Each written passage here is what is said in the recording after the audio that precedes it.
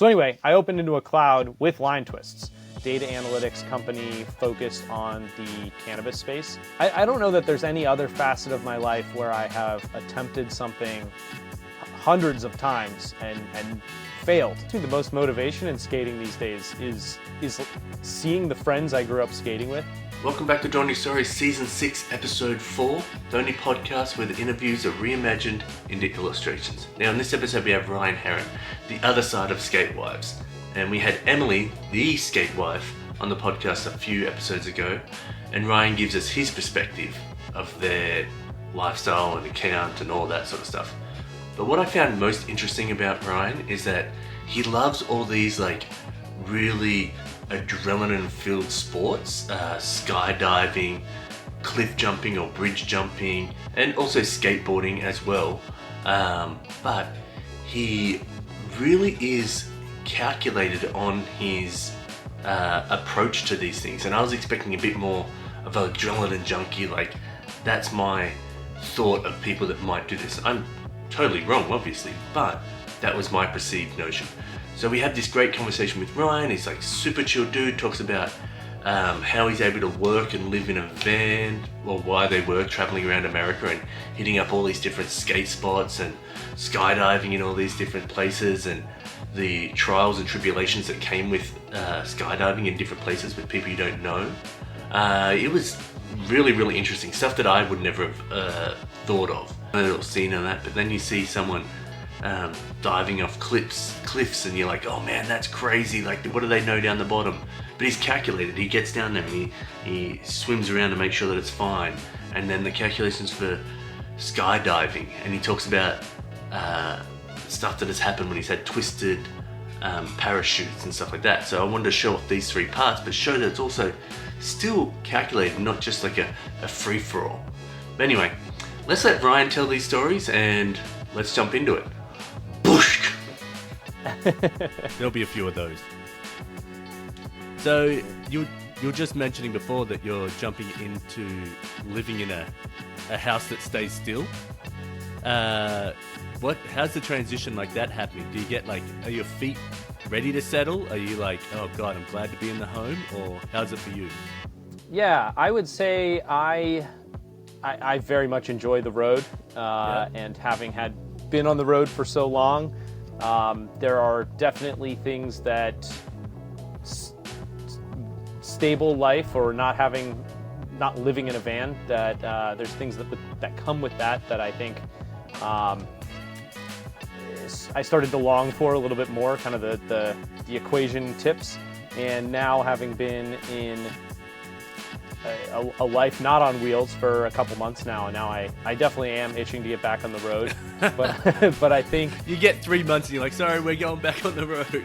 Exactly. I just like, the constant change of scenery is really nice. Yeah. We were able to visit all these different places across the country, and specifically visit them at the best time of the year. So, for example, we went to Savannah, Georgia in October. It's beautiful in October. Yeah. I hear you don't really want to be there in the summer, but we wouldn't know. Yeah. And so, Portland, Oregon, we went through in July. You're just near us up in Seattle. Yeah, exactly. And Seattle, same thing. I think we were up there in June or July. We spent about 2 weeks on the Olympic Peninsula in late May, early June of 2023, and it's stunning. It is.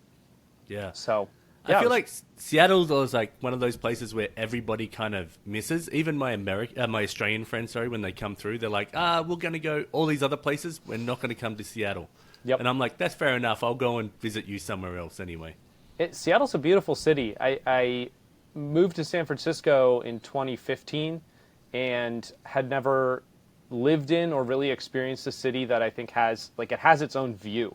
I've seen a view in nature. You climb up a mountain and you look at other mountains, but on the East Coast, I feel like we don't really have cities where you can climb up a mountain or a hill within the city and see a view of the city. And so San Francisco was really cool to have that. And then I visited Seattle for the first time not that long ago, maybe 5 or 6 years ago. And same kind of thing. Very, very hilly. There's a lot of beauty within vistas inside the city, which I think is really neat. Yeah, it's really beautiful. I think the biggest part for Seattle is that it's grey so much. So, and the last 2 winters have been quite surprising. Like just to the right of me, you can see the sun's coming through. Normally, not like that. And so I think people get down about that. So then the city, they get down about a little bit more because you don't get to see it. So you drive over a little hill where I am. It's called 85th. Come down that. And you can see the Olympic peninsulas like across there. And when it's out, you're like, oh my gosh, it's amazing. You smile on your face. You're like, this is killing it. For 3 months of the year, you'll be driving there and be like, oh, this fucking road. Oh, there's always traffic. But as soon as you see that, boom, you're happy. So, yeah, the grey clouds ruin it for it. But there's hardly any wind here, so that makes a big difference. Oh, that's interesting. I did not know that. Interesting. Yeah, that's one of my favorite pieces about it, to be honest. Yeah, that's the wind. I'd say ever since growing my hair out long, windy days mean a totally different thing for me. So where I grew up is in, from 14 onwards, and especially when I became a skateboarder, is Western Australian Perth, and it's like the second windiest place in the world, but it's consistently windy, and so it still gets really strong winds. But some days you'd go out skating and you'd go do like a 360 flip over a hip, and you go whoop, and your board like moves like a foot that way. And you're like, it's so frustrating. Or you're pushing against the wind to get that speed. Mm-hmm. Yeah. Yep. There's a spot in San Francisco, 3rd and Army. Yep. And that one, at certain times of the year in particular, unless you go there early in the morning, you are pushing into the wind in one direction at least the whole time you're trying to skate it. It's so, for me, I think it's growing up in that I have just a disdain for the wind. I got friends that kiteboard and love it, and I'm like, that is like, I just can't imagine those two things meshing together. Like, just annoying. Yep. So, with do you still own the camper van? We do at the moment. We are actively trying to sell it. Oh, you are? I didn't know if you were going to be like, hey, that's going to be our like weekend getaway and stuff like that. In an ideal world, it is, and I think we will try to find a new vehicle for that in the near future. But the priority right now is getting a regular car. Yeah. And so, game plan is to sell the van and then get the regular car. Oh, cool. All right. But what type of car would you get if you had your dream, like, in this scenario? I've owned this van. This van's a 2008. Before that, I owned a 1999 Dodge Ram van. Okay. And before that, I owned a 2001 Saab. And so I have never had a car that's modern. The van right now has a rear camera, but that's the most modern feature, more or less. Yeah. And so I have a tough time answering the dream car question because I am totally just all the technology of the last 15 years for cars is brand new to me, and so get me in anything that's going to get me point A to point B, and I will be happy. God, I love that concept of just being stoked. And actually, I don't really care about cars. I do have a Tesla, and I do love the space age. Mind you, fuck Elon Musk. I'm putting that out there for everyone. Like, yeah, I have a Tesla, but I'm not like down that rabbit hole. But it's just so like fun to drive. I feel like I'm driving in the future. You know what I mean? Like, it's pretty wild. I've driven them a handful of times. My wife's family has a Tesla, and so we've borrowed that on occasion. Yeah. And getting used to the regenerative braking where you never use the brake. You just take your foot off the gas. Yeah. That's something to get used to. I've run into where I'm a stickler. I've just come into problems with them that I think if you're the owner of the Tesla, you figure out pretty quickly. But they twist the knife at me, and it's just things that like we've figured out. I got locked out of it once because I think I had the key on my phone, but I didn't have a physical key, and the car wasn't unlocking, and so we need to call somebody to unlock it remotely. And I'm like, we solved this so long ago. We invented keys like hundreds of years ago, and they've been working. Yeah. But I would say I forget my phone. I forget my wallet all the time, like because of that now. Like because I just walk in and be like, oh, I don't need anything, and now my watch can open it. So I'm sure I'm going to forget my phone and be like, oh no, I'm great. Like it's actually a great thing because when I get to the car sometimes, and I'll be like, wait, oh no, I've left my wallet in the store. I left my phone in the store, sorry, so I'll go get it. Now I'm just going to get in there and drive away, and because it'll be on my watch. So Yep. I don't know. The benefits of living in a first world country. In that, anyway. Do you want to jump into the questions? Sure, let's do it. All right.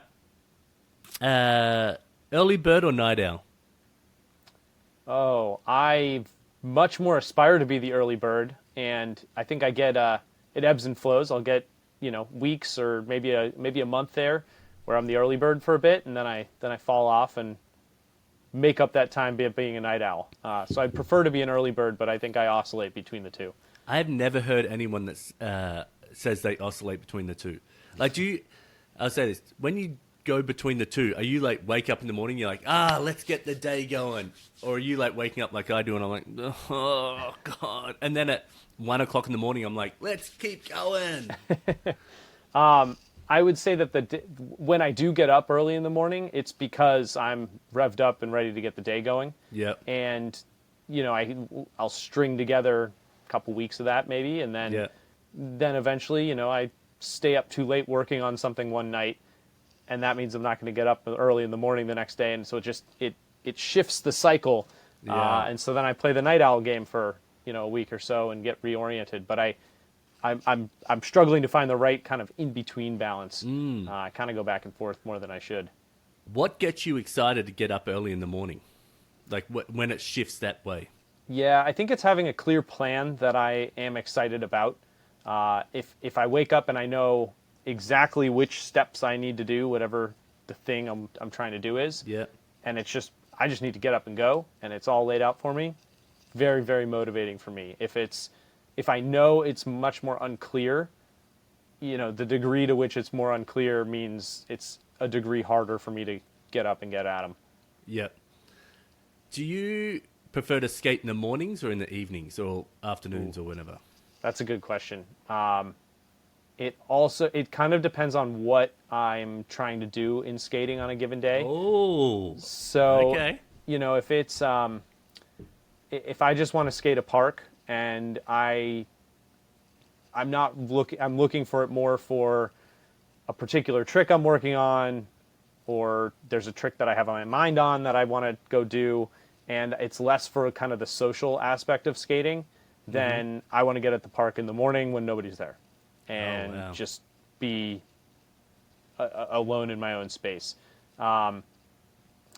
Then there's street stuff, and if I have a specific trick at a specific street spot that I'd like to do, it kind of depends on what that is. If it's a school, there's different hours. If it's a church, there's different hours. If it's a business, there's different hours.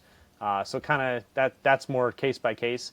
And then, if it's just kind of I've had a long day and I need to relax or ease my mind a bit, then that's what the evening's for. So it depends. But these days I don't really, I'm not really doing 2-a-days, for example. I'm not skating in the morning and then also skating at night, at least not often.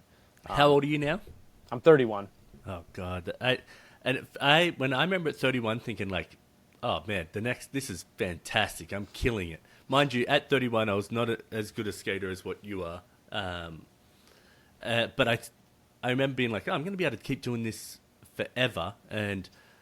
But where I'm from, where I'm living, the skate park just down the road from me is really shitty. But then it's also winter for so long here where then the indoor parks are packed because there's only 2 of them at the time. And they're like packed and they're all slick. And I'm like, it's so hard. And then like going skating a underground car park and getting kicked out at that at like 33. And I'm like, okay, I'm solo doing this and skating a manual pad. Like the skate culture around here just wasn't, especially I'm in like a real suburbs area. Mm-hmm. So everybody around me, there was only one other dad that I've ever met that skates around here, and we super bonded. And now he lives in Boston, so we like still text about skating, but we don't ever like get to skate obviously anymore. Yeah, I think I think what gives me the most motivation in skating these days is seeing the friends I grew up skating with still skating. Yeah. I think there's pros and whatnot, but it's the people around you that you're skating with.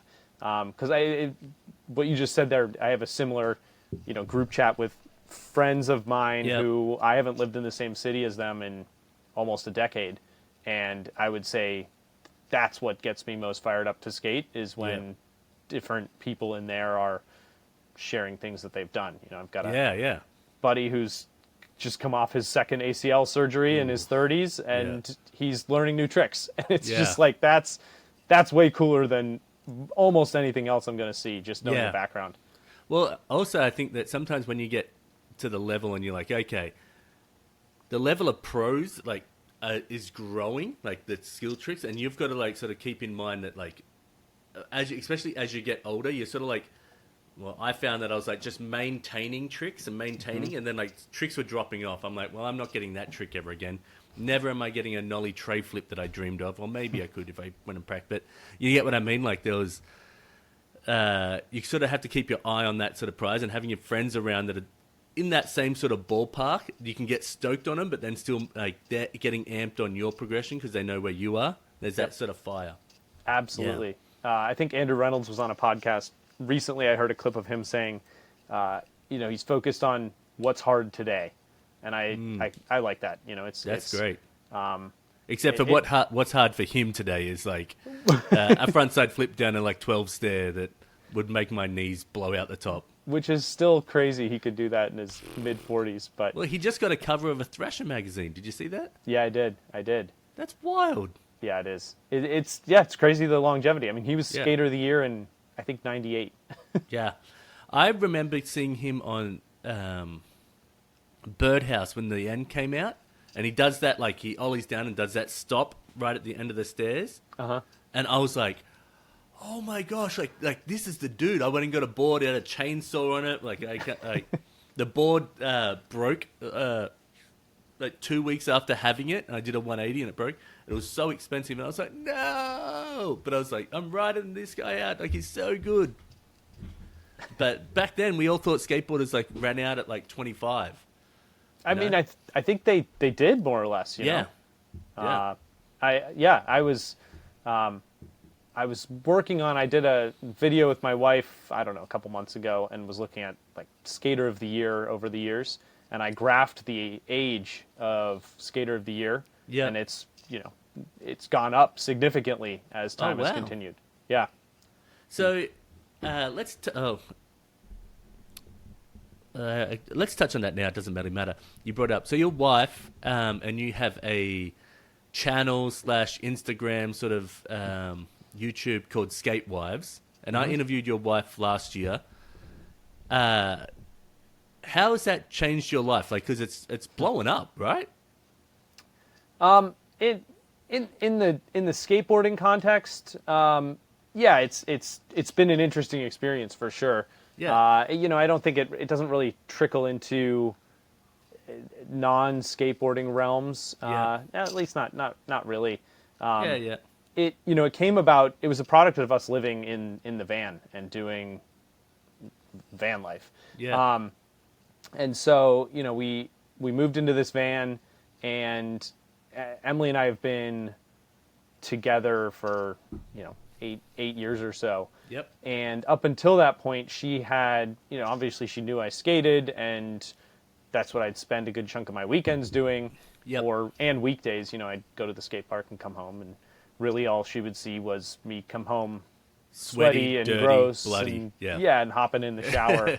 And that was skateboarding to her, right? And so sometimes I'd have friends come home and we'd look at footage we filmed that day and whatnot. Yeah. But that was skateboarding. And then all of a sudden we moved into this van, and I don't think either of us kind of thought about it ahead of time, but I had the realization of, if I want to skate now, the whole van kind of has to come too, because that's the only way to get to the skate park. Yeah. And so suddenly she found herself in the parking lot of the skate park all the time. And, that led me to saying, hey, can you give me give me 5 tries, Yeah. One more. It's always the one more. Exactly. Always the like, hey, can you get this, just this angle over here? Like, just, no, you're too high up, just a little bit down. Yeah, if you laid down, it would actually look a lot better. Yeah, but yeah. I get that you don't want to lay there, so maybe can you crouch? Yeah. Yeah, it and it actually did. It didn't really start from skate parks initially. My initial my initial train of thought was, I'm going to be driving around the country, and there's a ton of spots that I will encounter that I will probably never see or skate again, because I won't be back in these places. Yeah. And I'd love to film a video part. I'm always kind of in the background trying to film a video part. Yeah. And so I got the idea of, what if my wife just filmed every clip in a video part, and like, what would that look like? And so that's what initially we were doing, is I was only asking her to film it street stuff, and I kind of pick and choose the spots, right? She's never been kicked out of anywhere, and so I'm not going to bring her to a spot where we're going to get kicked out. We're not hopping fences into schoolyards. You run away from your wife, and you're like, sorry, we're all for one for all for none. Hey, she doesn't have a board, so it's a little more. She wasn't even skating. Exactly. So we did. We started doing that, and then it led to a couple. Hey, will we film this at the skate park? And she would kind of make fun of me just about the whole thing, and eventually I told her, you should record some of these bits. Like they're fairly entertaining. That's how I found it, because I was like, it was like, I saw it, and you get like some people like talking shit about skateboarders or whatever, and then she's like, I can't even remember. She's like, I'm sitting here reading this book, and now I'm like a filmer, blah, and I was like, oh my gosh, this is exactly how my wife would feel, and she was just making these quick little whips about it, and I was like, yep, and so that was pretty good. Yeah, and I think we've been trying to balance. It's not. And different people will interpret it different ways, but it's not about making fun of skateboarding. I think it's poking, it's shedding light on some of the just stranger tendencies we have when you zoom out from, when she notices you walking up the stairs, and you're like, oh, like an alien hasn't figured out how to use stairs. I was like, that's exactly how my wife is. She is, and I never really did rails. I think I maybe hit one or two in the streets. Where I grew up, there was not really like any rails to sort of hit. Yep. And I still will walk upstairs, and I was like, I'll think of like a skater I know or pro skater. I was like, they could probably do this trick on this rail. Mm-hmm. And like sort of like look at that, and she's like, what are you doing? Like you're looking at this, like you're like, what's rail? Like Zoolander and the TV or the computer or whatever it was. Yep. Yeah. I love looking at the like, oh, there was wax here, or oh, it looks like this was wax, but maybe they sandblasted it, and it's just. I think for as crazy as my wife will look at me when I'm doing some of that, my in-laws as well, I think have just been, and my parents just what is going on? Yeah, I feel like my mum and my stepdad, he's a old 80s skater surfer dude. And so, like, they fully get it. Like, we've had ramps in the backyard and stuff like that. But my in-laws are, like, so far removed from that. Like, the only skateboarding in life they might have seen in real life is me.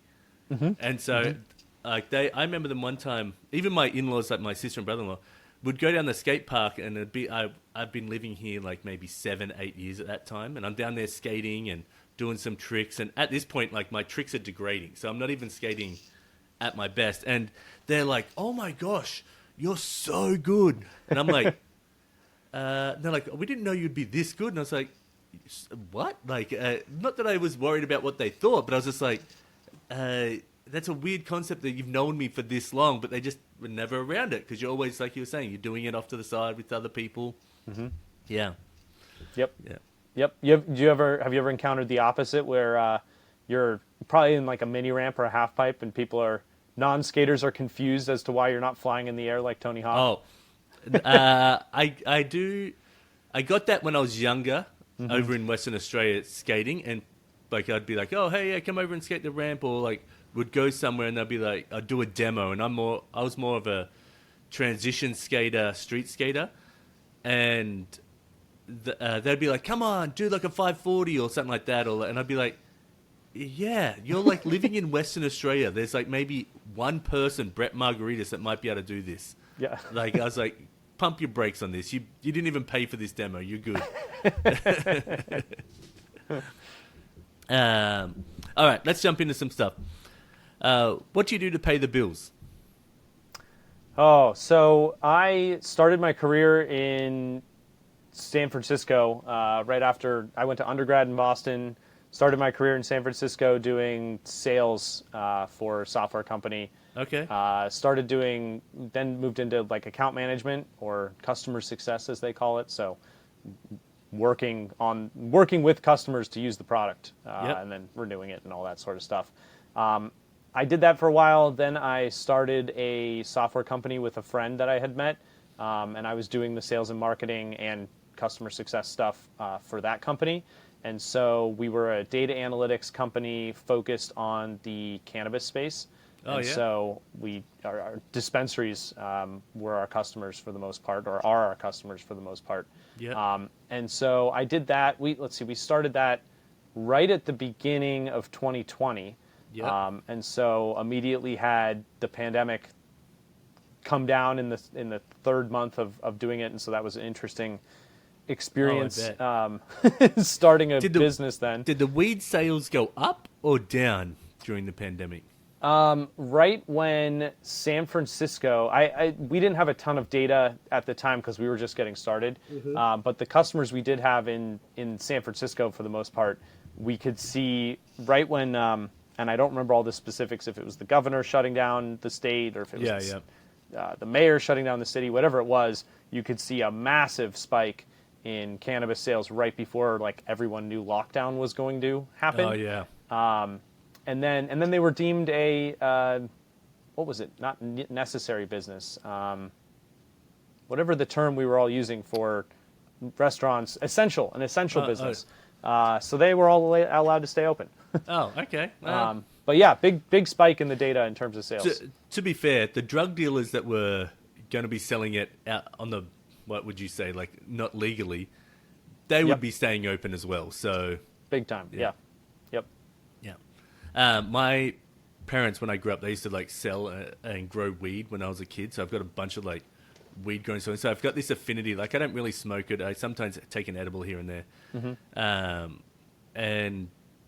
But I've got this affinity for it. Like I think it's such a, like people that enjoy it, I'm like, yeah, enjoy it. Like that's cool. I've never had like an argument when someone's high. I've never had like anything that's been terrible when someone's high, and I've grown up around it. I've grown a bunch of people drinking. I've always had a fight or something when I'm drinking.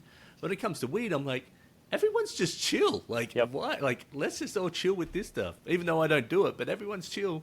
Yeah, So. yeah. I think it leads to it seemingly has less downstream problems, or at least immediate ones, than other things available out there. Yeah. But any bad decision I've ever made is through alcohol. Yep. Any bad decision eating food. Like when you do M&Ms and Skittles together, that's definitely when I've been high, and that's a terrible thing to do. That's like a definite sin. Yeah, that's your teeth and your tongue will look all kinds of colors after that. Oh yeah, just the taste, the texture. Yep. So, are you still working for that company now? Yeah, so I did that. So started in got off the ground in 2020, and then I left that business full time. I left the day-to-day of it in kind of end of 2023 while we were in the van. So about the first year we were in the van, I was still working there just remotely, and then left the day-to-day while we were in the van, and that was several things weighed into that decision, but I was mostly ready to not sit behind a computer all the time. I was in San Francisco working on this business, sitting behind a computer for 2-3 years during the pandemic. Yeah. And, I was kind of looking at it like I'm 26 to 28, 29 during that time. I'm like, this is, I don't know how many good years I'm going to have left where I'm going to be able to skate the way I want to, or ride a snowboard the way I want to, or I had started skydiving as well during that that's time. What it was just, I kind of was like, I I don't know if I'm wasting this time, and I'm doing all this stuff that I know I should be doing to build a better future, but like when do I do the stuff that I want to do more so? And so that led to the van, and then it turned out I was just kind of still sitting behind a computer all day, but in the van, and I had moved from, not being able to do what I want because I'm sitting in San Francisco behind a desk to the exact same thing, except now I've parked the van right outside the spot I want to skate, but I'm still on the computer all day. And so yeah, stepped away from that in August, like end of 2023 in the van, and then since then we've been. I intentionally took a good chunk of time off, and then now we have been exploring whether the Skatewives stuff we've been doing on the internet is something that is viable and can make certainly not the income we had in tech careers, but something that is much more day-to-day what we want to be doing or what we have fun doing. It's been interesting working with my wife, and so we're teasing that out, and we're kind of in the throes of teasing that out. I think we're going to give ourselves probably till this summer to kind of make a go, no-go of, hey, let's just move this back to part-time and re-enter the workforce here, or maybe we can keep this up for a little bit longer, and it's a fun way to have a project together that doesn't move us backwards. Do you ever, so I sometimes think of that stuff with the Nine Club, and so I remember when the Nine Club had like Gary V, or they've had like people that aren't in the skate world on, and then like everyone was like, well, he's not a skater, blah, blah. And I always feel bad because they got trapped in that bubble, even though they had the Nine Club experience, which I loved when there was the 5 of them. It felt like you were sitting in the room with them, sort of like just shooting the shit about skateboarding and just things around the world. And I always feel bad that they got sort of encased in the skate bubble, even though they had great personalities. It would have been great to see what Chris Roberts would say about like go and interview someone and have that sort of dry sense of humor, but not in the skate world, but seeing it from a skater's perspective. You know what I mean?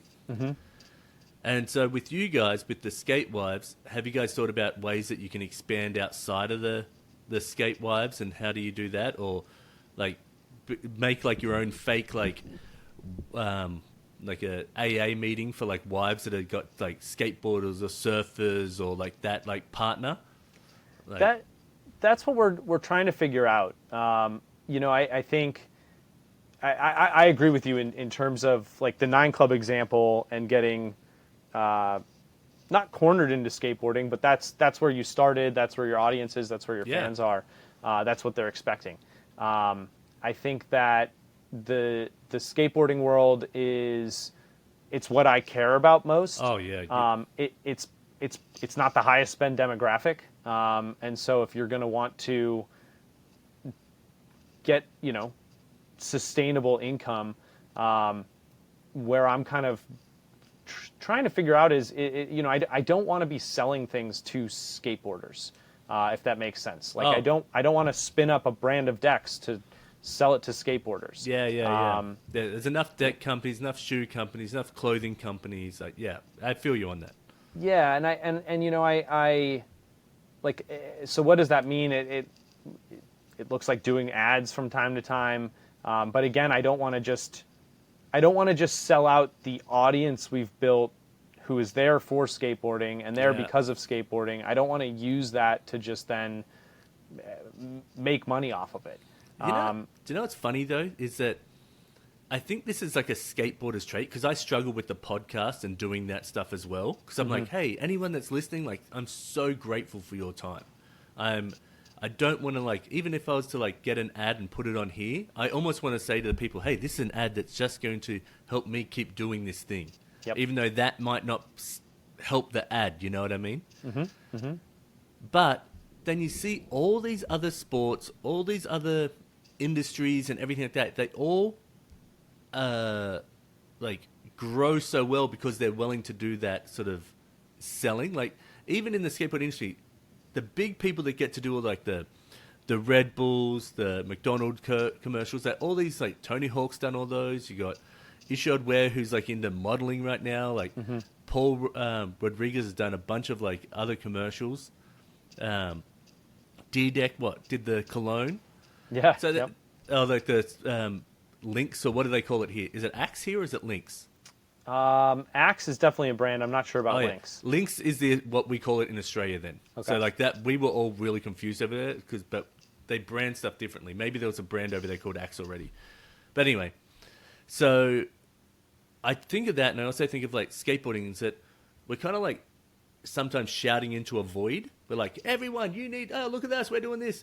Where I don't know who's going to be able to do it, but every person that watches football or basketball may never have played basketball, may never have, but they're in for the culture. They're in for like the stuff. You got these old ladies cheering it on for football. They've never thrown a football in their life, but they're like in for it. So like skateboarding, as much as it doesn't need it, for it to have a strong enough industry, it needs to have these like outside viewers that are bringing money in, and not just us churning stuff through again and again. So like if I see someone that's not a skater in a Thrasher shirt, or I see someone in Janowski's, even though the like Nike doesn't really need the money, but I'm like, yes, like someone outside of the skate world has got a pair of Janowski's on. That means that even though they don't care, they've like bought into the culture a little bit. You know what I mean? Like they've supported it. Yeah, I think that's where one of the most pressing conversations almost needs to happen within skateboarding is to what degree do we right now need to sell the culture a little bit to sustain an industry. Yeah. You know, you're kind of seeing a lot of, obviously the core shoe companies are all kind of going out of business, and boards just kind of seem to be a little bit whack-a-mole. You know, somebody pops up with a brand, it lasts 2 or 3 years, and then there's the next one. But that's always been the case, because you think of all like Pop War, a bunch of brands that sort of popped up, like what is it?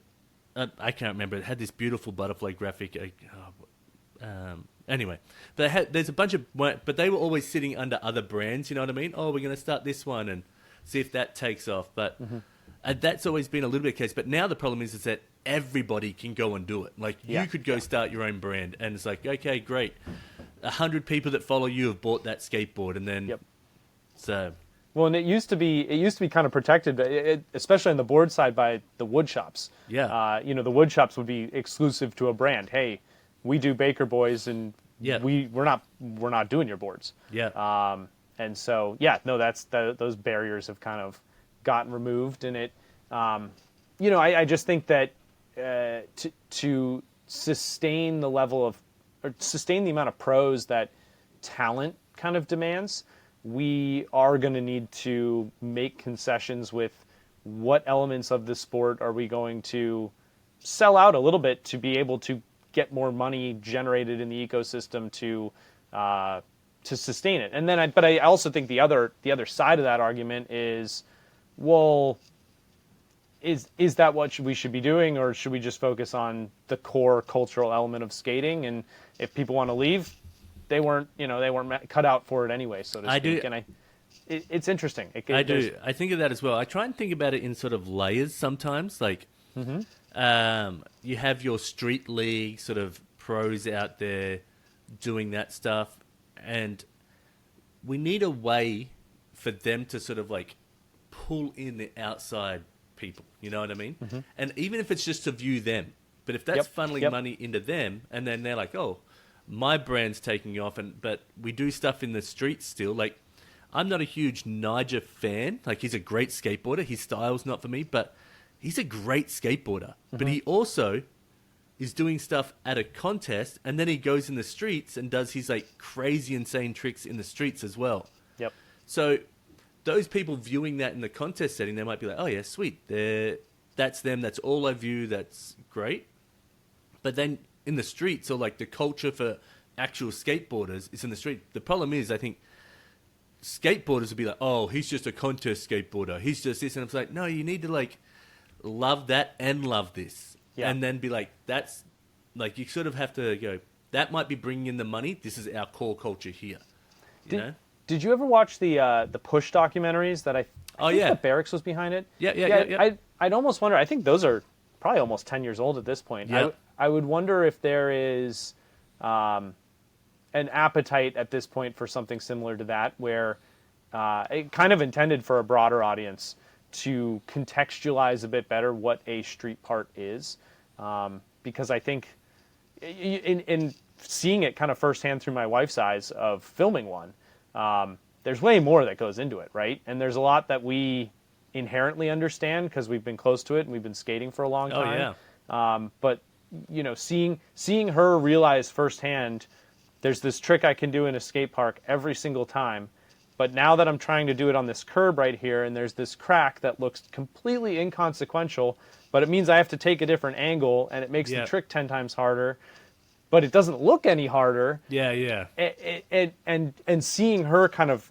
come to the realization of that, there's a bigger story you can tell about street skateboarding. That, it's just, if you could make it better understood to the masses, I would wonder if that, I would wonder how that sits. Yeah. But yeah, again, the counter argument to that is, well, that's for the people who are in the know, who put in the time to get in the know of that. And I don't know. I don't know where.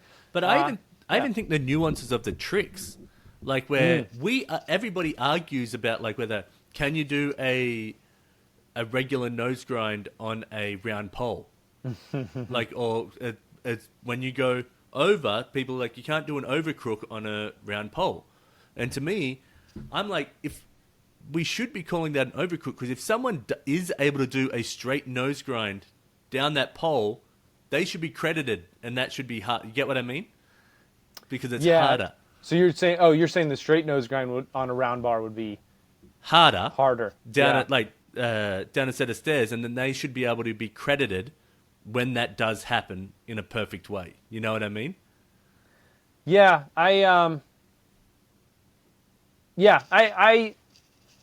it would make front nose grind on a round rail like the most rarest trick you could find at that point. I was planning to do a video on this at one point and kind of scrapped it, but I had found a video of Cole Wilson doing a back nose grind on a flat bar, like a round flat bar. Yeah. Super straight on back nose grind, held it for 20 feet. It is unequivocally a backside nose grind. It is not a crook. It's not really an overcrook.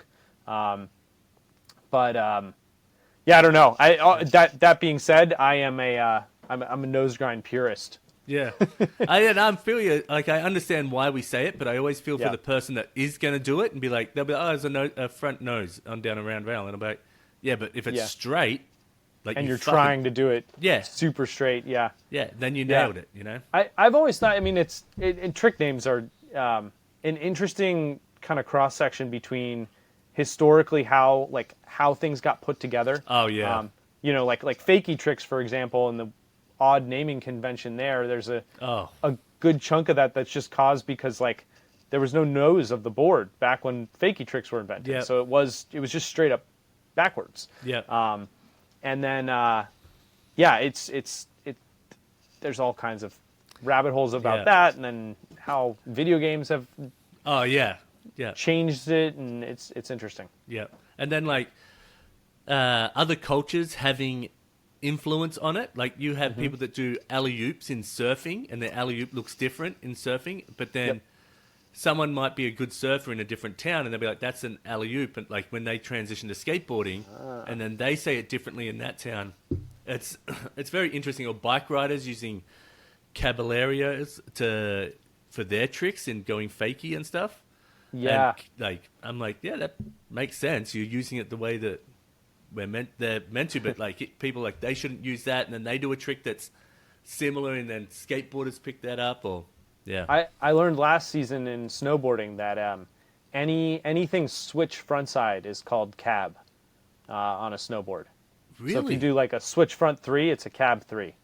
And I was so confused reading because comments. You're not pulling off your no, back it has foot. nothing. It has nothing to do with It's your just nose, you're your going tail. switch. Just switch front side, and then switch backside is switch backside. It's That's how they wild. named their tricks, I guess. Yeah. Yeah, see, like that there. Like, if someone went from snowboarding, like if you had a Sean White who was killing it, and was like, oh, yeah, I just did a switch cab 540, and we'll be like, oh, so you did a fakey cab 540, whatever, bigger cab or whatever you want to call it. And then he's like doing it switch, you'd be like confused, you know what I mean? Especially with someone that with that level of audience. Yep. Yeah. That is very interesting. That's crazy. A bit like all those little nuances are really hard for like even my wife who's been in skateboarding, but I do wonder how like if in the big layer, when they have their commentators, they should have, hey, tune into this channel or like click this one for the intro channel for learn how to listen to this skateboarding or what they're doing. Have your mediocre channel for the kids, and we're not being quite crude in that. Then you have like the adult core skaters, and like they're like ripping stuff, they're referencing old stuff, they're like doing stuff where it's like maybe pulling the piss a little bit because they know that person, and so you're as a core skater getting this, but everyone's doing that, and that way what normally happens, you got Chris Cole or you got Jeff Rowley trying to like, that was a front nose grind, nollie nose grind, and you have to come off the front, and you're like, God, listen to these two that know everything. But if you heard them at the core going like, oh yeah, I remember when Tom Penny did this one over the rail down here, and that was crazy. Like maybe someone with a bit more character as well. Like I don't know, guy off Skate Line. I think that's separating out the MCs. I think that would be a fantastic idea because it's the commentary that keeps most people engaged, especially if they don't skate themselves, and then if they do skate, it's kind of the commentary that keeps you there anyway. Yeah. And I would, I mean, especially if you had like that's a really interesting idea. If you had like a core, the core scene announcer doesn't even need to acknowledge what tricks were done, right? All the skaters know the trick, and they know what's harder. Yeah. You could just have a kind of totally different conversation inspired by the contest. That would be very interesting. Yeah, and then like someone does tricks that are very similar, and why was one harder? And like, oh, but that guy, like, should he be rewarded because that's his go-to trick, even though it's harder for everybody else? Yep. Like when Shane O'Neill was doing the 360 double flip switch down, and like other people weren't doing that, but he got like a 9.9 or something like that. And but he had that trick on dial, even though it's a hard trick. Like, does he get rewarded for that, even though he's done it in a bunch of contests since then? I don't know. Yep. Yeah. Yep. So it'd be fun to have that sort of argument sort of back and forth, but like in the jest of skateboarding, like, oh, hey, we're like sort of still padding out the culture on that one. You know what I mean? Like, oh, do you see him do that in the street? Like he's got this, or see that part? Well, and it's interesting too, where contests, in the streets, you wouldn't do, if you've got bigger flip front boards, you get one in your part. Yeah. That's it. Maybe two. Yeah.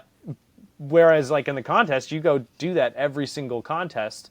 It's like totally different rules. Whereas if I feel like there are some skaters out there who would, I did that last contest, so I'm going to try a different trick this contest. Even though that's not very conducive to winning, it's way more in the spirit of skating. And that would be, it's just kind of another layer to unpack as a broadcaster, I suppose. What's that guy that was skating like Hoberman or something like that in the street leagues? And anyway, he was like skating at the parks really different, and he was so enjoyable to watch. Like, and I feel like that. It's kind of like why Tampa Am kind of still has that sort of energy, where like people are rewarded for really trying to skate the parks differently. And then, like, best trick, obviously, is, like, bananas there. But that there's that energy about it still. And I wonder if, like, how you can pull people in to feel that energy for that.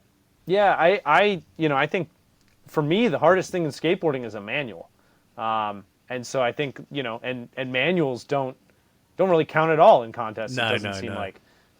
Super risky thing to try. Yeah, one touch of the tail, done. Yeah, and I think that would be fascinating to actually understand a better structure to reward something like that. It'd be interesting to have a contest where you're more almost need to demonstrate all areas of competency on ledges, rails, flip tricks, a manual. Well, I know that. Far out now. What's his name? He used to ride for Red Bull, Cliche. Joey Brzezinski? Yes. So he had the manual competition. Oh, yeah. But I think it's so hard for the manual tricks because they're boring to watch. Yeah, they're boring because like people aren't getting them. Like it's a frustrating sort of area to be in. Yep. So I don't know how like they would get that more exciting. I do think because I've been to a bunch of street leagues. I do think in between they just need to like fire out shirts all the time. Like when really? there's like because like you kind of sit there, you see them do a trick, and you're like okay, but like people get the energy up like when stuff's being thrown out there. Yeah. And then. Like because you got like a lot of mums and dads there with their like younger kids as well, like and then you got growing adults going like, oh come on, you see that? Oh come on, like that, boo, that wasn't worth that score. And is it a fun live experience? Do you get like a good view and feel like you're in it? Yeah, I always like I've paid for both like really high quality seats and then it's really fun to do the high quality seats, and then but. Even the other ones that are not as high quality, you still get a pretty good view most of the places I've been. But the thing is like when you're sort of a skate nerd and you're like seeing the skaters, like the pros walk by and you're like, oh, dang, he's taller than I am. Oh, dang, he's like way shorter. How's he getting that pop when he's doing that? Like, you know what I mean? Like your brain's sort of thinking like that. But it's a good experience. Like you're not going to not have fun. Mm-hmm. And like then seeing some of the tricks of like, because the camera never does it justice on how big something is or how fast something is. And I remember there was this one where Chris Joslin was going, did a fakie, like a big gap fakie air on these two quarter pipes. And I was sitting next to a guy, and we'd traveled down there from Seattle to the LA one together. And he's like, he's not going to make that. It's too tight. And I was like, no, I think he's got it because like he's going to bite that, like just get it in this section. And he got it, and we all like were standing up like, that's crazy, that's so fun. But you're seeing the gap and all that like close, you're like, oh, that it would not translate on camera because people think you're just a skateboarder, you can just stick it to your feet and do that. Yep. And so, I don't know, the in person was pretty bananas, pretty good. You should go. Where are you guys based now? We're based in the Washington D.C. area. Northern Virginia. Oh, yep. yeah. Do they have any East Coast street leagues? I think there's usually one in Newark, New Jersey. Okay. Oh, okay. Sometimes they come to Jacksonville, so we'll see. They haven't put out the schedule yet this year. It's a little late. Yeah. I don't know. Maybe with the stuff that Mike Moe's doing. Did you see that? Yeah, I would wonder. Yeah, I wonder how that works because he's got Malto announcing that, and I'm surprised Malto doesn't have an exclusive contract with I think SLS. But I think SLS stopped the exclusive contracts because it was too expensive to keep them there. That's why they can do X Games and stuff now because, again, our industry. Yep. Yeah. Huh. Yeah. What's your favorite mythical creature? Ooh. When you asked that, the first thing that came into my head was a centaur. Oh, okay. But I really couldn't articulate a reason why that came to my head first. That's okay. Yeah, I guess a centaur, but I'm not sure. Is the centaur the one with the half man, half bull? Or half horse, I think, maybe. Oh, okay. Centaur's the one like a man's body and then the horse legs. Yeah. Okay, yeah. And I don't know where that came from, but I don't know. I don't spend a lot of time thinking about mythical creatures. I guess the other one would be a dragon because Game of Thrones made it look pretty fun to ride one of those. But yeah, I put this stuff in there, like questions like this, so then if someone doesn't have answers that I can draw from, then I'm like, oh, I can draw from that. So like it's sort of a cheat for me a little bit. What do you do to let off steam? Most of the time go skate. Oh, really? So that's your... I guess that was mine. I guess skateboarding, I don't know, it was sometimes more frustrating than it was letting off steam. I guess the best way for me to let off steam is to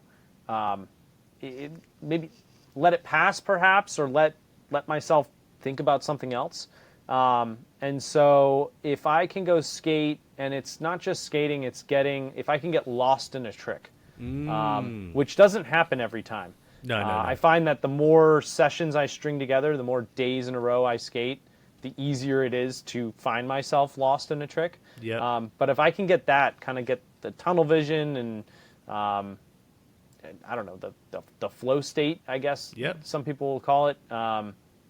If I can get into that, that is by far the best way for me to relax or to remove stress. So that's usually what I'll try first. Yeah. What's the last trick that got you into the flow state, like that you're trying? Ooh.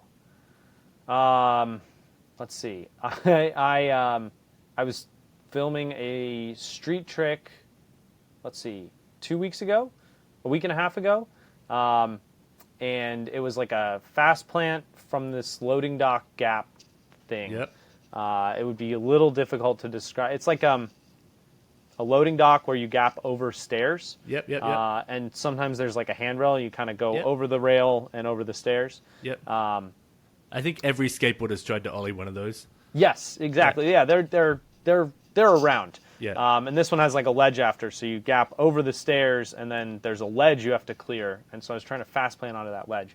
And anyway, I thought it was one, if I put it down 3 times, I will roll away from one of these. Yeah. I think I stuck it 25 times. Just stick, fall flat, forward. Splat, splat, splat, splat. Oh God, that's good and- commitment. Well, yeah, after 5 of those, I'm kind of like, okay, this is getting ridiculous, but Yeah. I'm fully locked in here. Mm-hmm. So that was probably the last one. All right, sick. I always think of when like the skateboarders are trying like super gnarly tricks, and you see they're like just getting like slammed super hard, and they're like, oh yeah, I went back and had to try that 3 times, like 3 different sets. I'm like, I just can't imagine that now. Like I'm older and I'm like putting my body through that 3 different sessions. But when you're a kid, or when you're your age, but you're sort of like, all right, yeah, I still got that in me. I still got it in me.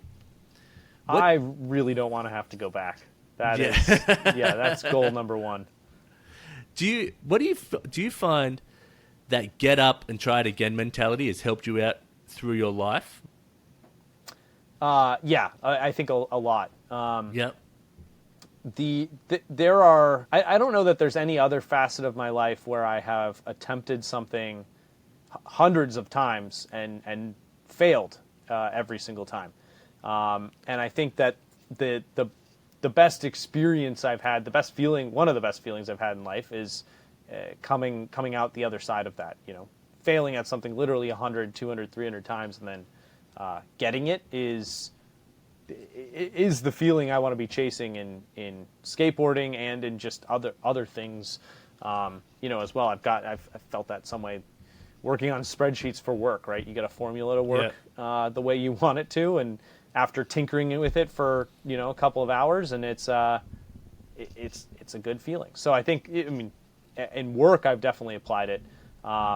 In sales, especially at the beginning of my career, you're kind of doing a lot of actions and hoping that a very small percent of those actions are successful, and then you work those. And the skateboarder mindset of just it's okay to fail, or it's okay if this doesn't work, is invaluable.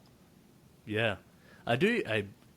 There are really 2 things. The get up part that I just love about skateboarding, because it comes down to like the ratio of the tricks that you land versus the tricks that you've tried to get there. It might be 1 to 1,000, to be honest. I have always wanted, you die and you go to your life statistician. Yeah. I would love to know what my actual me land too. rate is. Yeah. I like to think about that as well, but also just in life of like the times you almost died but you didn't know it. Like something zooms past your head, or the amount like of misses you had versus makes it into the bin with a bit of trash or something. Yep. I've always wondered like how close have I really gotten to a serial killer? What? Oh yeah. Was it a mile? Like was a it little 100 heat feet? map? I don't know. Yeah. Yep. But the skateboarding... You find out that it's your wife. You're like, it was real close. Yeah, no, the skateboarding questions I would ask, though, would be fascinating. Yeah, so much. But then also, the other thing that I think is really interesting is skateboarders always want progression And it's not for the sake of progression. It's for the sake of like, I could try something else. I could add something to it. What can I do with that? And I found that that's what's hard for me is with skateboarding and getting older, is I don't have the skill set or my body can't do it. Like, I'm no Andrew Reynolds, so I'm not like adding to anything. I was just maintaining that. And so like, I'm not go out and go, oh, I'm going to try a 360, a nollie 360 flip to manual. You know what I mean? Because I just couldn't do it. I don't think. But back in the day, I'd be like, I think I could do that. And then maybe I could shove it out of that. And then, okay, so let me practice that. Okay, I've got to shove it out. Maybe I could big spin it. Or like, you know what I mean? You're always adding. So that progression makes you want to like add and grow. So it's not just the get up. It's like, oh, I got up and I got to mediocre. You're like, get up and you're going to push that always just a little bit. Yep. And there's a fine balance between being self-critical and having self-growth. And I think that I sit on the self-critical side too much, but I think a lot of skateboarders who do well should be on the self-growth side. Yeah. I went to at a skateboard conference actually over in France last fall. There was do you know the pro skater John Gardner, who's pro for Creature? No. He kind of left the pro skating world and is in school getting a master's, I think, in some kind of study, whatever study lets him be a therapist. And he's started, this big campaign and has a company where he's been going around and doing like psychology talks in some sense to skate shops and to kids and whatnot. And anyway, he did this presentation over at this skate conference talking about mental health and skating and things related. And one of the premises he talked about was the concept of self-harm versus perseverance. And as skateboarders, like, jumping down a stair set 100 times is going to look like self-harm to the vast majority of people. And for that skater, it might be self-harm at a certain point, but there's also, a certain point at which that person is just persevering through a trying time, being the trick. But anyway, it was just what you just said there really reminded me of that. It's interesting. There is a very fine line, and it's kind of a balance at some point. But it is really interesting that we all are so used to trying over and over and over and over again, and really expecting that it is going to eventually work. Yeah. I think about that. I think about it with the podcast. I think about it with so many things. So I play a lot of pickleball now. Because I'm super old and uncool now. Pickleball's fun. It's fun. I know, it's super fun. I actually really enjoy it. But I treat it like skateboarding. So I'll pick a shot that I want to do, and I do a lot of spin shots. And so I sometimes sit at the back left corner, and I can spin it to the other back corner around the post and get it in like pretty consistently. And so that'll like, oh, hey, that's like my kickflip filler in the line. You know what I mean? Bang, got that. Oh, I really want to try this. And I'll be like, at the moment, I'm trying behind the back shots. So then people go, oh, he missed it. I get the behind the back and try and drop it into their like back end. Again, it's like triggering that sort of like trick shot in my mind. I will leave the pickleball court. I don't know how many games I've won or lost. I'll remember like, oh, I got that shot at the right angle that I wanted, or I got that shot like in this spin, or this like the way it landed. And I think it's the skateboard mentality of that. Yep. It's tinkering with something for longer than most people are willing to tinker with a thing. That's a good chunk of it too. Is you make a lot of progress in 5 minutes messing around with something, because most people drop it after 3 tries. I remember. Have you ever watched the Billy's Balls barracks thing that they did? It was with Billy Marks shooting the ping pong balls into a cup. Oh yeah, that was that had quite an impact on young high school Ryan. And so I made my own ping pong trick shot video in the basement. And I remember showing somebody in high school. I was probably like 14 or 15. Showing somebody, and they're like, "Oh, you must be so good." And I'm like, "No, I missed it hundreds of times. I'm just showing you the only ones that I one made. that I made. And it's like it wasn't that hard. It's not that as though, I mean, you do it more, you get a skill, but it's just I tried a lot of times. That's the only secret. Yeah, that is really the secret, to try a lot of times. Yeah, that's really good. I loved the barracks, to be honest. I know there's a lot of people that hate it. I absolutely loved it. Like, I loved the little things they would do, all that sort of stuff. I know it got a little bit mainstream, but when they were in the first like warehouse and it was gritty and it was just the skaters hanging out in there, you know what I mean? I very much loved, I'd say 2008, 2009 to, I don't know, 2011, 2010 or 2012 barracks. I remember rushing home from school to see who the First Try Friday was. You know, I watched that a lot. After then, and part of that was I went to college at that point, but it definitely changed. But no, it had a huge impact. Yeah, I feel like when they went to that big warehouse, which was fun because it was bigger and they had other stuff in there. But do you know who I thought was really good is, and this sounds like I'm being biased because I think he's going to be a guest later in the season or maybe next, Steezus. Oh, yeah. I loved him as a host. Yeah. I thought he was like cool. Like, I didn't even know at the time if he could skate or not. He was just like vibing, and then like I was like, oh, he can actually skate, and so he knows what he's doing. And I was like, but he just had like a cool vibe, like, you know, going on through there. It's like he was sort of like the gap between just the warehouse and then the viewer. You know what I mean? And he was like, we're gonna get this done. We're gonna do that.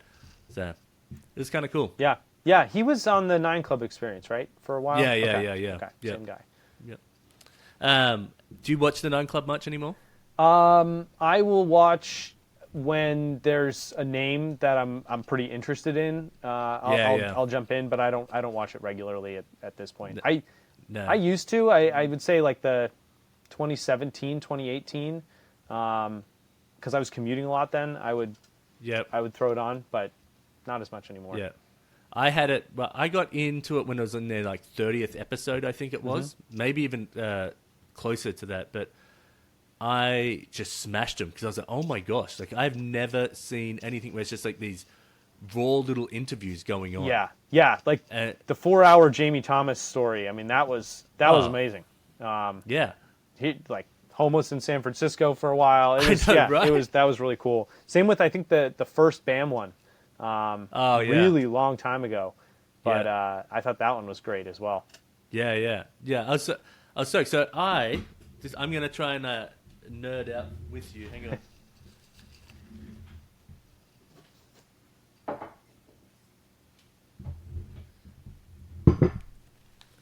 So I don't know if I was or not, but I did like a little sketch of them and was like, oh hey, here, this little sketch, and they were like stoked on it.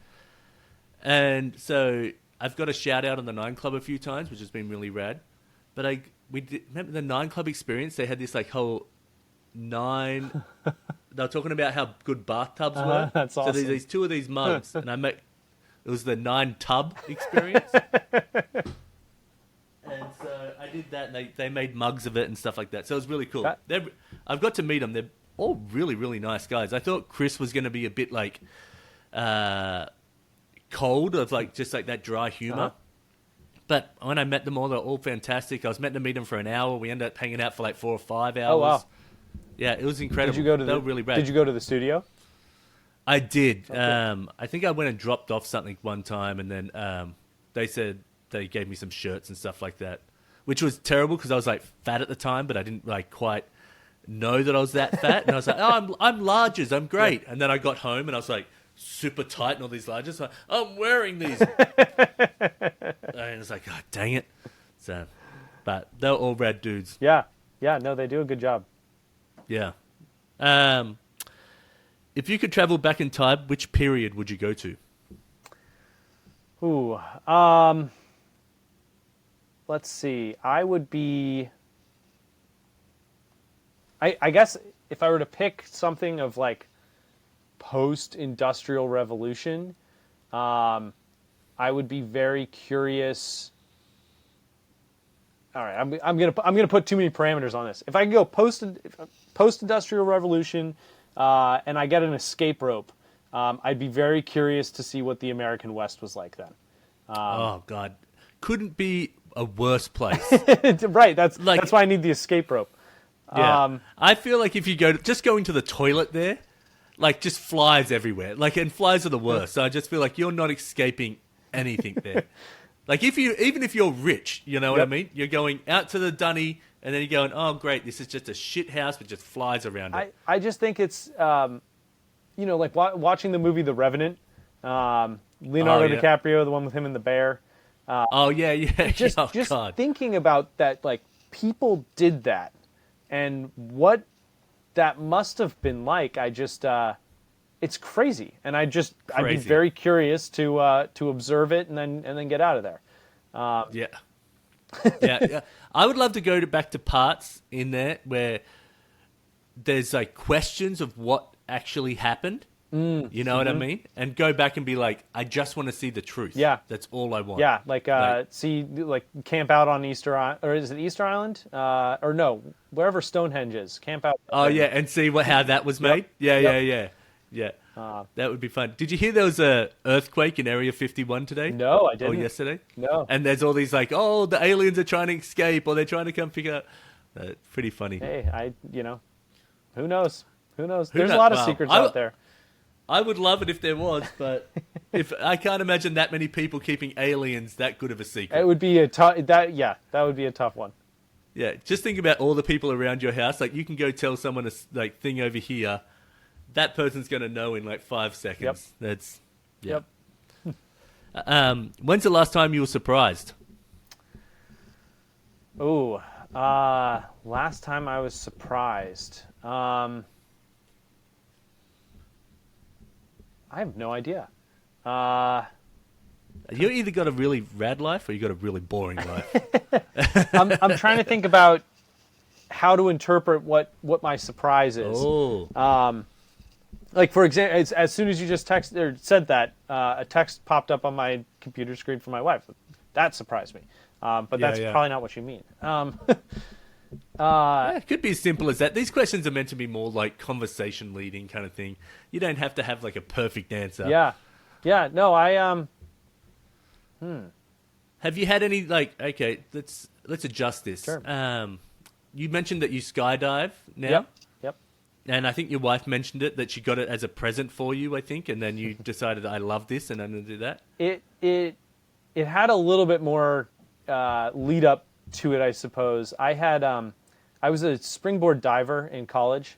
So the bridge jumping, that's where it comes from. Exactly. So the bridge jumping and flipping, and I had seen right at the end of my college diving career, I had seen a video of this guy jumping off of a mountain doing, several flips in pike position. So like legs straight. He looks like a diver, but he's jumping off a mountain and doing these flips. And I was like, my college career just ended. I had just kind of mentally hung up this thing, more or less.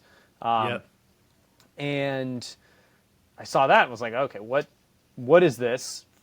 Figured out that it was base jumping, which I had heard of but didn't really know anything about. And then saw that there's the guy was part of this base jumping school or something like that. And so I looked, I'm like, oh, there's school for this kind of thing. What is this? And then I see on there requirements to go to the school are minimum of 200 skydives. And so I kind of logged away, and I would have been 21. I kind of logged away, okay, I'm going to have to learn to skydive at some point, and didn't really think about it much again. And so Emily took me skydiving for my birthday. I think it was my 26th birthday. And so I had this in the back of my head, and we went up and did a tandem jump, and we spun a bunch. And I like flipping. I'm not big into spinning because it makes me a little bit queasy. Oh, and like when you're on one of those gravitrons? Exactly. It's mostly if I'm not in control of the spinning. Yeah, me too. And so we spun a bunch in free fall. We spun a bunch under canopy on purpose. And I landed, and I was like, that was really cool, but I'm nauseous. And so then about 9 months later, I did another tandem and told the guy, I don't want to spin. I'm trying to figure out if I like this or not. Came down from that one. I was good to go. So then I spent another year saving up money to get my license and buy a rig. And so I did that in from February to May 2021, was getting licensed. And then I've done about 130 jumps, which to a non-skydiver sounds like a very, very large number. To a skydiver, it's a very, very novice. Like I'm Really? Yeah, like I'm learning axle stalls on a mini ramp kind of. No way. Yep. Far out. So yeah, it's so that one's interesting to navigate, I guess. But I've been I was excited about going into the van and going to different drop zones, very similar to skateboarding, where you're skating different cities and going to different spots and meeting different people. And I had been excited to go to different drop zones around the country and see that. And, you know, I want to skate in every state. And so I was kind of like, well, what if I skydive in every state, and was tracking that. And I had a scary incident in, I won't say the drop zone name, but I had a scary incident at a drop zone where after I'd been kind of bouncing from place to place, you don't know the people that you're jumping with because you're meeting them right then. And jumping with safe or safely minded people is much safer than jumping with like people who can turn themselves into meat missiles or just don't make good decisions. Because you are moving pretty fast, and if you hit each other, it's not good. And so, you know, I realized like, I don't know who I'm jumping with, and I'm kind of just putting trust in a bunch of random people. I'm jumping in different environments, both weather-wise and like having to relearn a different map of where the landing zone is and how you fly your landing pattern and whatnot. So it's just like way too much new information every single time. And I had an incident where I ended up I opened inside of a cloud, which is like a huge no-no. And I opened with line twists. So it's like, skydiving debates whether that's a malfunction or not. You kind of just untwist them. But it can turn into a malfunction if you start like a docile canopy, and I fly a pretty docile canopy. You can open, you can have line twists, and it's still going to be stable and fly straight. You just need to untwist yourself. As you get like smaller into more high performance parachutes, when you get line twists, it's more likely to kind of knock it to one side or the other, and that'll make you start to spin. And if it starts spinning, you're not going to get that untwisted. You need to use your reserve. And I got the line twists undone pretty quickly and was actually kind of pleased with that. But then, Hang on. No, I had line twists. Is that the first time you've had line while twists? getting licensed. So the first it time was you had surprising. line twists, did you shit it was yourself? something that so line twists it can be caused by careless packing, but most of the time it's caused by bad body position when you're deploying. You want to stay really symmetrical, and if you're not symmetrical, you'll end up putting more weight on one side or the other as the canopy's opening. And if you do that, it can cause you to start twisting around. And so getting line twists while you're learning is actually not terribly uncommon, because that's when your body position is going to be the worst. But you're flying such a huge docile thing that getting out of them is not terribly problematic. So I Okay. yeah, it was the first time I had line twists in about 100 jumps. And so line twists in and of itself, not a huge deal. I got out of those quickly, but I was in a cloud, and like I said, that's a huge no-no. There's several decisions I should have made differently leading up to that day, from in the plane to before we took off to reading the weather on the ground. Like, I did several things wrong to end up in that situation. And the problem is I'm now flying in a cloud. You can't see anything. And so I don't know if I'm over the landing area. Yep. I know that there's power lines off one way and trees off one way. And all I can do is kind of just fly it out and hope that I come out of the cloud with enough time to react to land where I'm kind of supposed to. And it ended up, I got extraordinarily lucky, and I ended up leaving the cloud at like probably the perfect spot, and landed totally normal. But I looked back at that and was like, most of this is a function of me with not enough experience traveling around to different drop zones in different environments with different people who I don't know what degree to trust them and their decision making, that led me to agreeing to be on a load that probably, a load is what we call like the flight. I probably shouldn't have gone up on that load. They were trying to squeeze in 2 tandem customers right in like a weather gap, right? It had been kind of bad weather, and that was going to be maybe the only jumpable spot of the day, and so they forced the plane to go up, right? And I don't know these people, so I don't know. I can't read their, like, where I got licensed and everything. I trust the gut calls they're making because I've been around them and I've seen how they make decisions. And this one, I don't know that. And then the group that I was jumping with on this one kind of had like a slapped together plan, and I don't really like to do that. I like to know specifically what it is, but again, I'm the new oddball out, and I kind of just went with things that I probably shouldn't have, or probably should have thought more about. And then that led to a bad skydive, which led to me being in a spot in the air over a cloud, which shouldn't have happened. And so it was just like, I looked at all of this and was like, okay, I need to stop doing this until I can dedicate more time to building up my skill set and doing it at a consistent place with consistent people. So I have not jumped in just about a year. And that was as we were kind of finishing out the last of the van trip. And so I am very antsy to get back in the air, probably in the next month or two. So, yes, did I've you ever seen see that Point once. Break, the movie? You know how there's always in these like movies, there's always one person that does all the stuff, but they're kind of like a nerd underneath. They do all the computer stuff, or they do all that stuff. That's you. So you're like you're the adrenaline guy. Like, I'm in here, I'm doing this stuff with you, but I also do Excel spreadsheets so well. So if anyone says, "Hey, there's this extreme XXX people doing robbing banks," I'm gonna know. Oh, I hope it doesn't come to robbing a bank, but. Well, I've if you can fly out of there or like something, I've definitely gotten the adrenaline junkie label before, and what I like to tell people is like adrenaline is what you get when you mess up.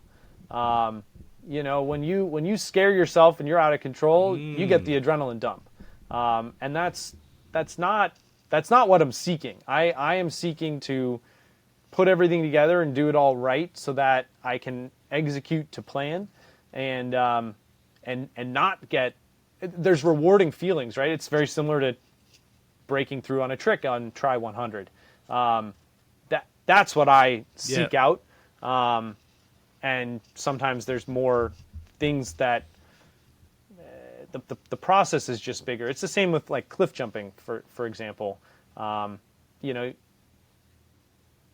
I like both of those things. I'm like, fuck that. Oh, you should definitely. Maybe I do skydiving and do it once just to say I did it, but the jumping off a cliff into water and like I'm just like, that. It just seems like that's the one that scares me the most. Problems can happen, and will probably be the first one of all the things I do like that. That's probably the first one I drop because it's by far the highest impact on your body.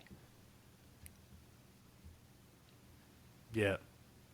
That photo though of you and your wife jumping off. I'm wedding photos. I'm pleased with how that so came out. Cool.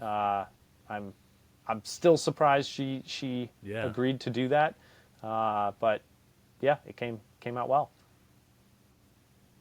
Well, if I was her parents, I'd be like, "Fucking Ryan's having a bad impression on her." She's now getting into skateboarding. I've seen the clips, and I'm like.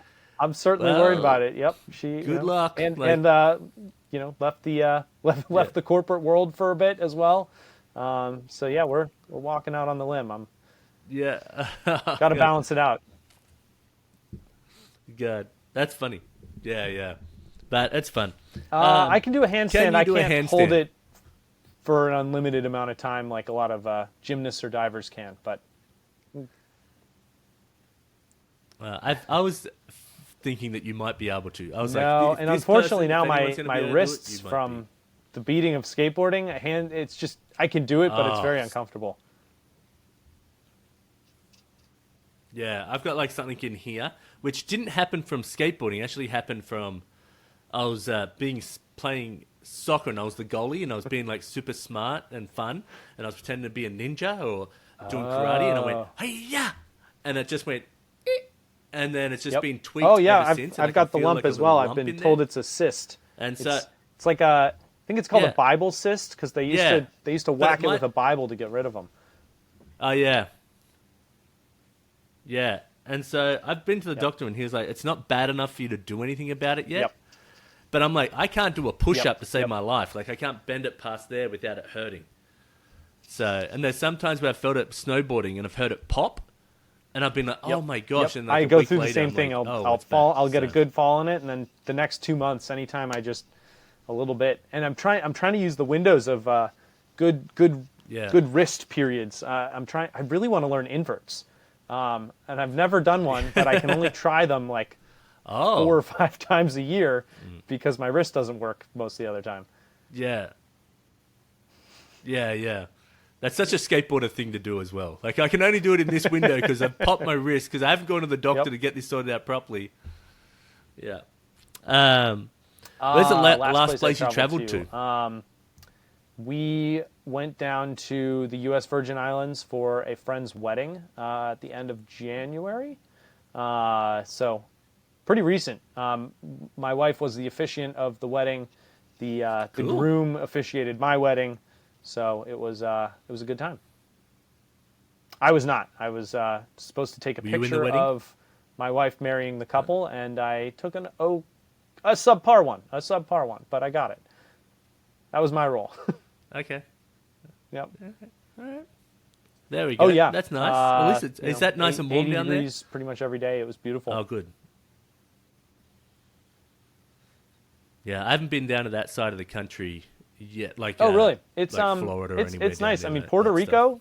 So- Puerto Rico is a great winter skate trip. Oh yeah. Oh, really?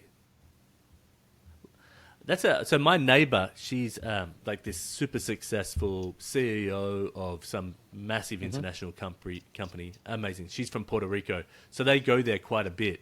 And I'm always like, oh man, we should get there. Like that'd be super fun. There's a couple to go. DIY parks. There's a few skate parks. There's decent street spots. And if you can time it where it's like kind of off season a little bit down there, but also winter where you are, it's a good destination. Yep. Yeah. I have to get over it. We're going to Hawaii, but that's mainly so I can go surfing. I'd really just, like, if I could just sit at a surf break this point and just it's consistent small Wait, waves. do you ride a I would longboard just or sit there surfboard? and do that all day. I'm Okay. fat, old, and not surf fit, so I ride a longboard. But back in the day, I was still a shit surfer, but I enjoyed it so much. But I would say this. I'm a skateboarder at core, but I do love surfing. Like so all I watch on YouTube, I never watch, or like on Instagram or whatever, I never watch any pickleball at all. Can't stand watching it. Skateboarding, surfing, or if it's snowboarding or BMX, something in that sort of world. But surfing and skateboarding are my two that I watch. It'll be like skateboarding this much, surfing this much, and then filter down. But Yeah. but I lived have you ever surfed? in Capitola, which is right next to Santa Cruz, for about 3 months. And I had rented like this studio apartment that was right across from Capitola Beach, which is like there's a beginner break there. And so I got a board and a wetsuit and tried my hand at surfing, but I was able to go out, some days 2 or 3 times a day, because I could just look. I could walk outside, look and see how it's breaking, and then decide to go out. And it was great. I loved it. The problem was I got like such a good taste because I could walk outside and see what's going on, and then just put on my wetsuit and walk over, and then when I was done, walk back and use the wash off my feet, take my wetsuit off, and get right back on the computer and work. And then once that was, a 25-minute drive to, oh man, this isn't worth surfing anyway. Yeah. And if I do decide to surf, then I've got to deal with the wet wetsuit, and I've got to deal with sand everywhere, and I've got to just the explosion of logistics. Yeah. Oh, I think the same with snowboarding. I think that's why one of the reasons I love skateboarding so much is that, there's a little bit of weather dependent, but I can go find a curb that is under some small covering that I can just go and do little tricks on to get my little fix, you know what I mean? You can't just go out there and if the surf's flat, you're like, great, I paddled around. Or it's all ice up in the mountain, so I just But hurt my I will say tailbone surfing, for though, 45 is minutes. probably the most humbling sport I've ever tried. In terms of, it is just so hard. And especially when you're starting your fitness, your paddling level, it's like not only can I not read waves effectively because I haven't been doing it, but I barely have any energy in the tank, and I spend all that energy chasing terrible waves, and you just get nothing. But I'll tell you what, struggling for an hour saying the next wave I catch, I'm taking that one in, and it takes me an hour to catch it. As soon as you catch it, you paddle right back out. It's insane. Yep. It's the best feeling. Because you got a wave. Yeah. One more until it's dark. Yep. Yeah, I've done that a million times. Yeah. What are 3 things you're grateful for? I am very grateful for my relationship with my wife. I think that has we've explored so many different facets of life through our relationship. And I think moving into a van together right as we got married is an experience. And I think that is definitely an experience.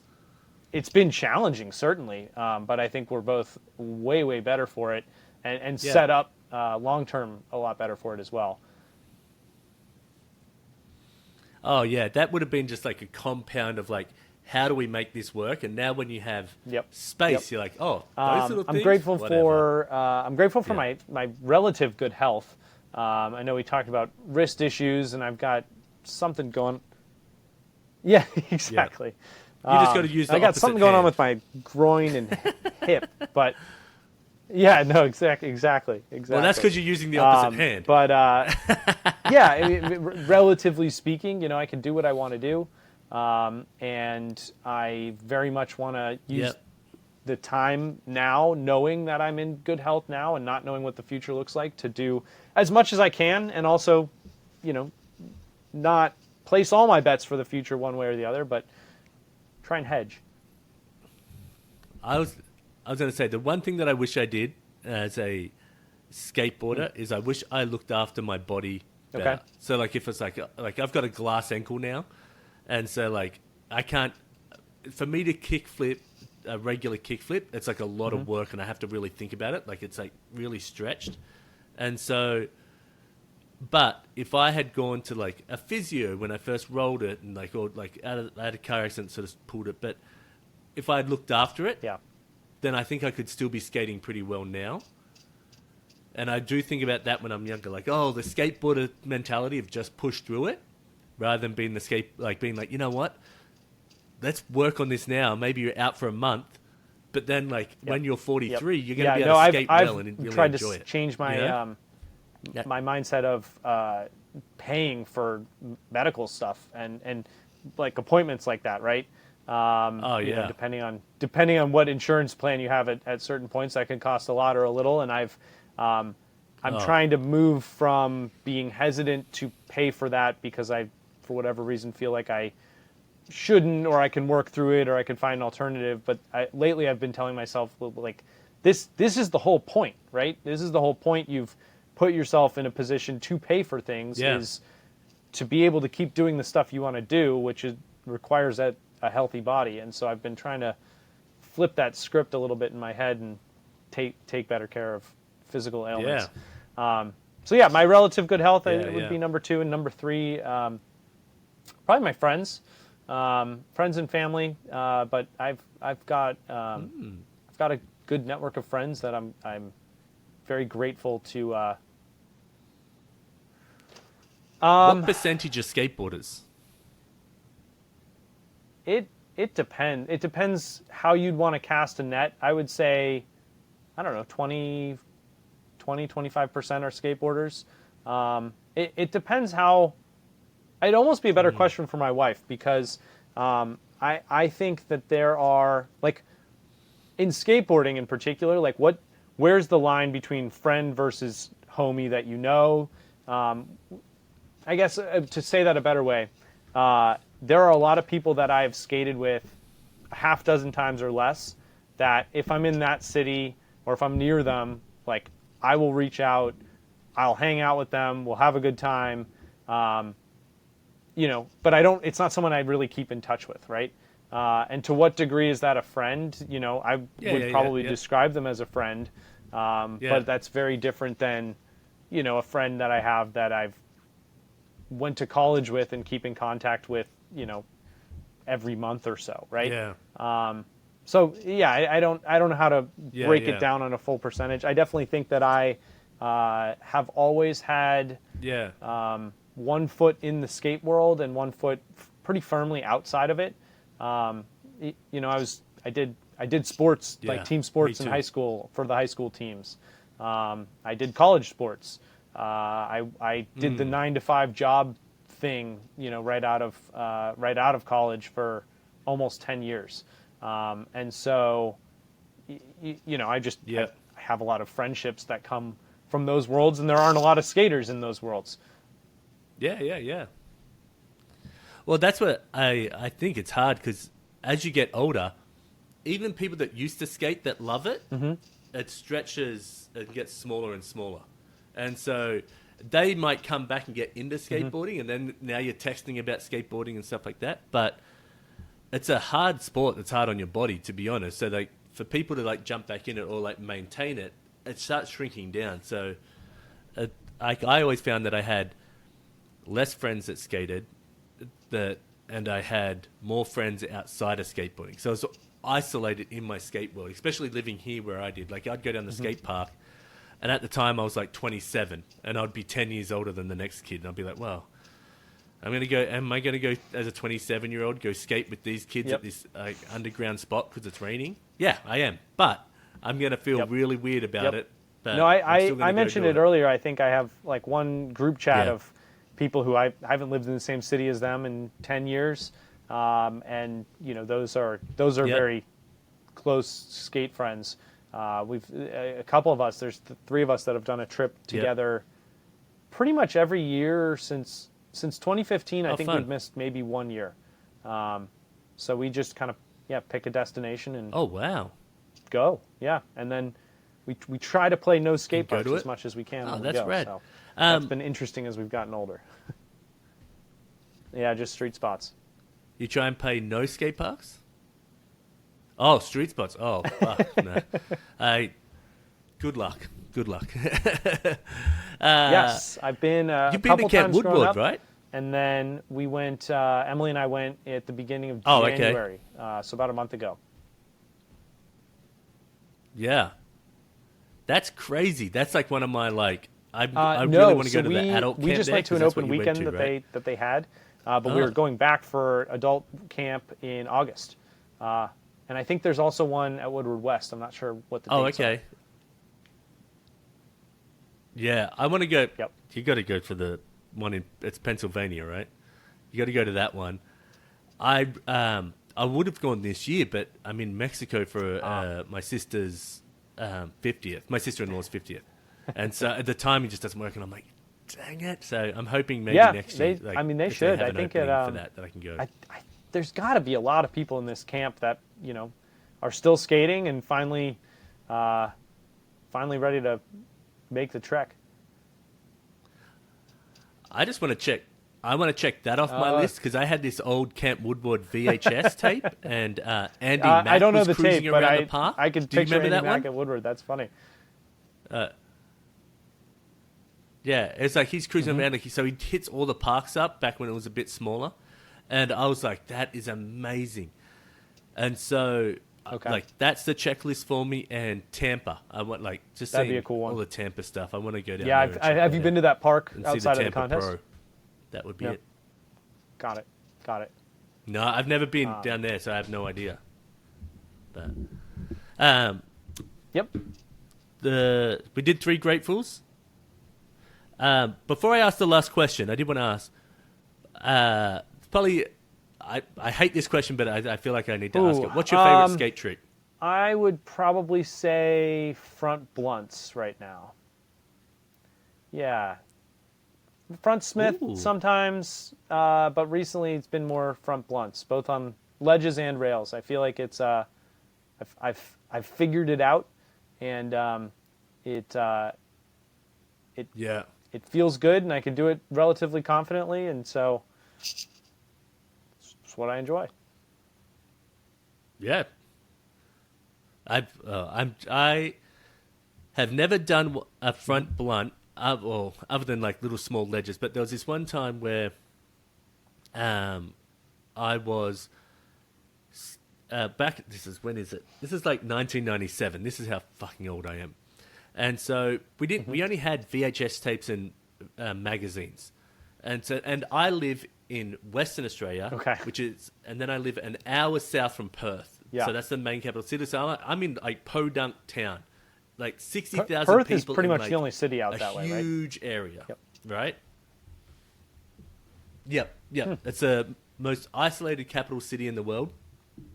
Like the next major city, like is Sydney is 5 hours away, and then you go the other direction, and it's like Africa, and that's like 12 hours away, by flight.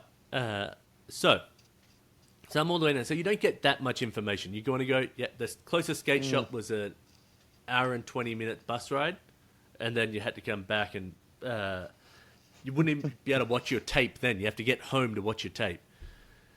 So I was skating this rail, and I was like, "Oh!" I go to my friend. I just learned a new trick. It's called a transfer tail slide, and he goes, "Show me." So it's a little rail. It's not super big. Like it's only like a little like this big, and I get it, and I tail slide the whole way across, but my tail's not quite flat. It's sort of up, and I was like, "I'm working on getting it flatter." It's not, and he goes, "Do you know what trick that is?" And I was like, "No, like a front side tail slide. I'm transferring over to the other side." And he goes, "That's a blunt slide." So I always think of that when everyone says like I'm doing these blunt slides, because I had no idea. I could not do blunt slides any other time than that. Like I've tried them on like obviously on little curbs and stuff like that. You can go shh and like do that, but it doesn't really count. I'm no like ball gun Gary doing all the like curb stuff like that. I can't do that. But I like on ledge and stuff. My brain just wouldn't connect of like getting that. I was worried I'd slide out and like flip out. But yeah, that's my one and only blunt slide story. And this one little shitty rail in Mandurah. I mean, that's interesting. It lends a lot more to like how tricks would have been named, right? It's because you're describing what it is way more than naming the trick in a way, and then that kind of becomes the name. Yeah, fascinating. Yeah, it's crazy on even some tricks where you're like a K grind, like where did that officially come from? Like, and I always thought it was like when you did it was because you like looked like a K, like that's what we thought back then. Uh-huh. And so Yeah, it was like cost and grind crooked and all too. that. Well, it's like you could spell crooked So- with a K. Is that why it's called K grind? Yeah. Yep. Yeah, exactly. Or even Ollie, like the fact that it's named off that dude, and then I'm like, that guy should be paid like a cent every time that's said. Like every time that guy, It was like if we didn't have Ollie him, is like a skateboarding's real not the nickname same. for people, I believe, or at least it once was. Maybe not anymore. His name was Uh-huh. Ollie Guntfield or something like that. That actually invented the trick. And so you can have name as Ollie. Like I've got a few friends named Ollie. Yeah. Yeah. Maybe if you guys have a kid, you can have Ollie as a kid. Yeah. You should just go all out and just call him kickflip. You know what I mean? I wonder if that's been done. Yeah. I'm there has to be someone like there's some person. there's always like, in a range of skaters, you always have like skaters different. Like you got the guy that's like really heavy into drugs that skates. You got the guy that like drinks a lot. You got the like you skate nerd, me that shit skater. Like you got all those people around, right? And there's always that person that's just off the kilter, like they're quite on the drugs and they'll come up with something crazy. They're a really good skateboarder, but it's because like they're like there's a loose first name couple of loose Buttery, screws. middle That's name the person that's heel going to flip. name their kid Kickflip.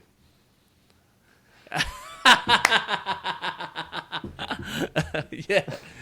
That would be it. Buttery. That is funny. All right. Last question, and then I can get out of your hair. In a couple of weeks, I'll get you a drawing. This question I've been deciding whether to change. So I'm going to hit you with 2 questions, and then you let me know if I should keep the old one and change it to the new one. Okay? The old one is, you have to wear a shirt with a slogan on it for a year. What does it say? And the new one is, because this is about drawing, what would you want your drawing to be? So is this the context of the second question? Am I answering that understanding your drawing style already? Am I answering that as specifically to your drawing or a general I don't know anything kind of answer? Oh, do you know what? I've never really even thought about it that way. I would say towards myself, sort of like if you're like, hey, you know what? I've got this picture of this trick that I would love to be like created by you, and I could be like, oh, you know what? That might be fun, and I put my own little like Matty Mitchell twist on it. You know what I mean? Let's see. I would be curious to answer the second question. The first question, I like the first question. I would need way more time to think about it. Mostly because, well, one, it's pretty committing, right? You're wearing that on your shirt for a whole year. But 2, my knee jerk would just be to say something dumb to answer the question without thinking about it enough. So maybe I'll put that on the back burner. Let me see. The drawing. I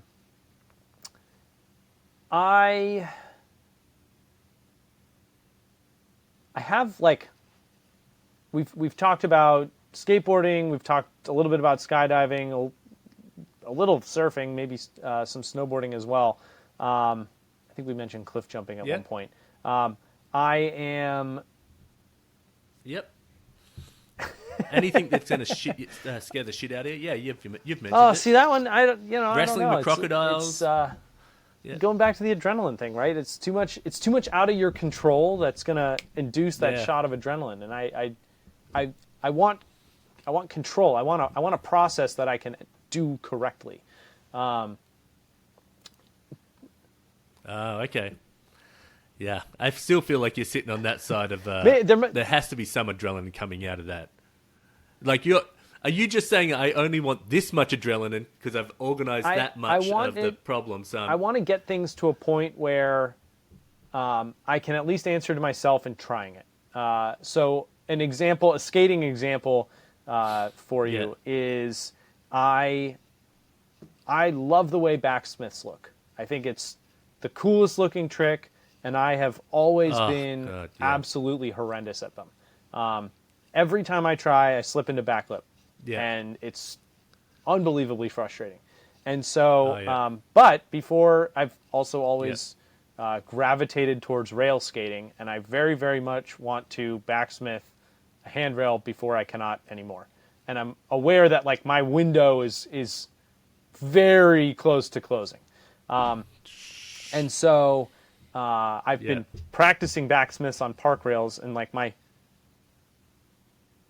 yes, you're doing it at Woodward, right? I practiced a few there, and I've been like every time I've been going to the park, I've been trying to get at least one. And my theory is I'm gonna do 100, and then I'm gonna try it on this rail, and at least if I catastrophically fail trying on this handrail, let's say I break my leg, right? Ideally, I don't. I'm not looking forward to doing that. But at least I had an idea. I had a process of how to go about that in my mind, at least, isn't me throwing like reckless abandon to the wind and saying, hey, I'm going to just go do this. I've spent some time with it. I've thought about it. I've put it into like a structure that, hopefully it works. But like there will probably be some amount of adrenaline on the first try, and there will probably be some sort of release if I get it. But it's to me, like I really like the process of putting that all together and then hopefully seeing a desired outcome. And to me that's different than just, hey, hope this works. And like I've done some of that, but I don't think. Yeah, but I would say most of the time that you say, I hope this works, it's like with the background knowledge of all the stuff you have in your like catalog of like tricks and like skill level, you know what I mean? There's very few skateboarders that go, you know what, I just learned a kickflip, here goes a 10 stair, or here goes a 5 stair, you know what I mean? Because you're like, you know that's going to hurt way more than that. There's some skaters that might try it, but they're not real skateboarders, because the skateboarders, I think, want that process of like build up. It's like when everyone's asked the question, if you either could have every trick, you don't learn them right now, or you're going to get every trick, but like it takes you 10 years to get them. I think most skaters that are true skaters go, I want the 10 years. Because I want that, like, I'm getting it, I've made it, I've worked for it, I think that like that's what I enjoy at the end of the day is seeing the work materialize into something that you want. It's similar with, cliff jumping, for example. If I'm going to try a new thing off of a cliff at a height that could be consequential, I'm going to go through the process of figuring out how to make it such that when I'm standing up there and I'm thinking about all the preparation I've done to try it, I'm not like, I don't know if I'm ready. This is as ready as I'm going to be. You're either going to try it or not. And you're right. Like there is pangs of adrenaline that come with that. But it's different to me than, hey, I know physically I could go do 3 backflips off that right now. Let me just go see if that works out. And there are people who will do that. And it might work. It probably will. But I like the process. So anyway, for the drawing question, I would be very curious how all of those activities, you could call it, fit together under an umbrella of process, or chaotic activities, at least activities that seem chaotic or risky to most folks. How order could be brought to those things. I like don't that. have order to them. Yeah, I wonder. That's interesting. Yeah, I was thinking, I don't like to give the secrets away, and because not that they're secrets. I usually sketch a bunch after this, and I'll sit in my sketch pad and I'll come up with ideas. So I like to see what sort of comes out of it. My first thought was, when you said cliff diving earlier, was you diving off, but it's like the first one's a flip, then it's holding a skateboard, then it's like a parachute, and then it's like a spreadsheet, but like it's all the tricks going down kind of thing. That was my first thought, but who knows? But it's hard to sort of like, where do you pick? Like, the combination of everything, or do you pick one little piece and you highlight that? Yeah. Like, because that was like. Well, I don't want to. I don't know. We'll see how it goes. Instruct or impede your process, but I would say, skateboarding for me, in terms of like the array of large life decisions I've made over the years, skateboarding has been a very, very consistent lens through which to make those decisions. So I think I like a lot of where I'm at now and what I've done is all downstream through a decision I've made with skateboarding, kind of at the forefront. Do you have a photo or something of like that you're like, this is my best photo or this is my best clip that you would like skateboarding like to be reimagined? I have a photo if we're talking about adrenaline or risk, it doesn't make me look great here. I've got a photo that my photographer friend who shot it, was like, man, I wish we had shot this when I knew what I was doing, because he was pretty early on in his photography career then. Yeah. Maybe that one would be interesting reimagined. Yeah, send it along, like shoot me along, and then I'll see, and like maybe I can incorporate that. I always want people to have something that they're going to enjoy, and sometimes like with skateboarders, sometimes they make the whole deck, and then they get they can get it off like push boards or whatever it is, and they can have. Sometimes I do that. Sometimes it's just a little thing. You and your missus can use the illustrations for whatever you want. So you can even put the Skatewives one that I did on a t-shirt or whatever you want. You do you. They're already up. Like, I've got them up on that thing, but I'm not going to... Well, thank you. They're yours. You do what you want. So enjoy that life. Yeah, of course. That's all the questions I have for you. Oh, sorry. I'll do one last one. Who's your favorite skateboarder right now? I really like Brian O'Dwyer's parts lately. Mostly because he skates the way that I wish I could. Okay. But I cannot. I feel like I see most skateboarders like that. But like Luan Oliveira, I love the way he skates, like that pop, fast, like the power in it as well. But then you see someone like super technical, like if I could skate like anyone, I think I would skate like Day One, because he just feels like he's got everything, and the creativeness and the willing to be a bit goofy. You know what I mean? I can only imagine. God. Just to go like, oh, I want to try this, and there's a realistic chance you could get it. You know? Like, all of us walk down the street and go, oh, how sick would that be? Like a front nose blunt, and then like kick flip out, but like I could manual that piece at the end. And you're like, but he could do that. Like, he could think it and do it. So, yeah. Anyway... thank you so much for being on here, and thanks for letting me soak up your time. I'm excited to get a drawing out to you. It'll be a couple of weeks. There's a few episodes in front of you. Okie doke. Well, thanks for having me. We'll be all done. Yeah, please. Of course. I don't Thanks for think letting me take your time. 50th birthday party is going to move on dates, but if it should, come to Woodward.